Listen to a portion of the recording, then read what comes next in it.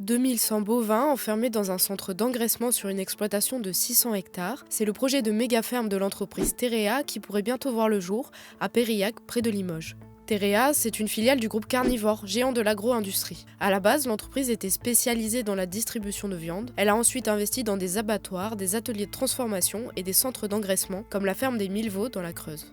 Dans ces centres d'engraissement, la majorité des animaux sont enfermés pendant plusieurs mois. Ils y sont nourris puis abattus avant d'être vendus en France et à l'étranger. La construction d'un tel centre près de Périac s'inquiète les habitants, les associations et les agriculteurs locaux qui ont pu exprimer leurs craintes au cours de 2 enquêtes publiques. Certains ont peur des nuisances sonores et des odeurs que pourrait dégager la ferme, mais aussi de la pollution, des eaux et des étangs environnants. Plusieurs acteurs comme la Confédération paysanne ou le mouvement Terre de Liens dénoncent également la mainmise toujours plus importante de groupes agro-industriels comme Carnivore sur l'agriculture locale, à l'heure où les exploitations traditionnelles sont en difficulté et les jeunes peinent à s'installer. Ce projet de ferme-usine à Périac, c'est un projet 0% paysan, complètement hors sol, avec un modèle agro-industriel. Pour nous, c'est pas vraiment de l'agriculture, c'est de l'agro-industrie, on est dans autre chose.